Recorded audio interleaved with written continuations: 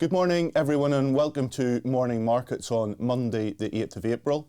Today, as usual, we'll be looking to the data points that will be coming over the coming week that we'll be focusing on as an investment team.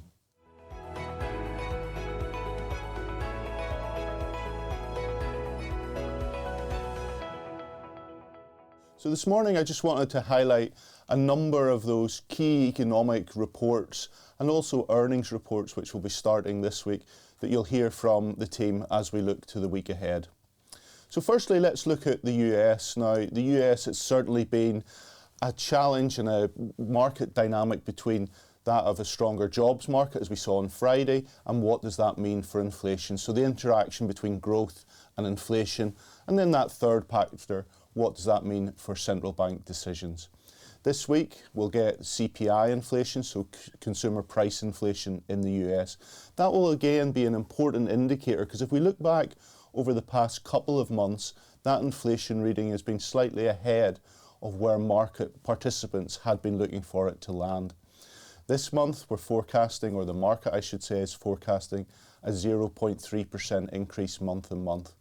Now that will be helpful, but it's not mathematically enough to get us back to that 2% inflation target. So certainly if we were to see a reading below 0.3%, I think it would be taken well by the market.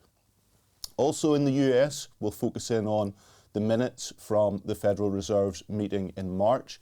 That'll be really quite interesting to reflect on, particularly in the case of the way we've heard various voting members describe their intentions for rate setting as they look forward.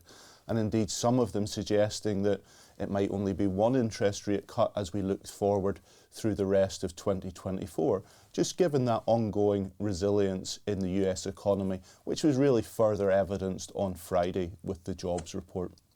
If we look into Europe then, we have the ECB meeting.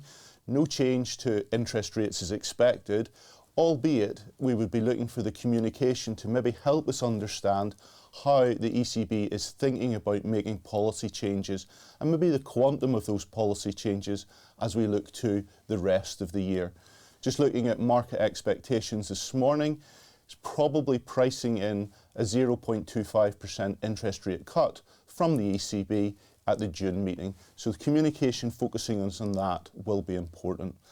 And that's also important in the context of that weak economic growth picture that we do have in Europe at this point in time, particularly when we contrast that with the US. If we move across to Asia, certainly be a bit of focus on the Chinese data that we get this week, particularly on the inflation side, both on the consumer inflation and also on producer prices. If we remember last month we discussed the ongoing uplift that we saw in inflation at a CPI level for the first time really in a number of months. We'll be looking to see whether that's sustained or whether that was more a function of the Chinese New Year holiday. If we turn our attention a little bit closer to home here in the UK, we'll have February's GDP number.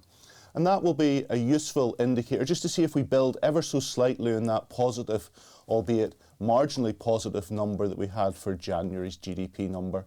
I don't think it's GDP that's really crucial to the Bank of England's decision making. It's much more around where we're seeing services and wage inflation over the next couple of months. And then start of a new quarter, we'll start to hear the quarterly reports from companies as well, those that are reporting quarterly earnings. That's probably most important this week as we get to Friday, when we'll be hearing from a number of the largest banks in the US, and we'll be focusing in to see what they're saying about loan trends, bad debt trends, etc. I'll leave it there for today, but please do join us through the course of the week as we'll reflect on those key economic data points.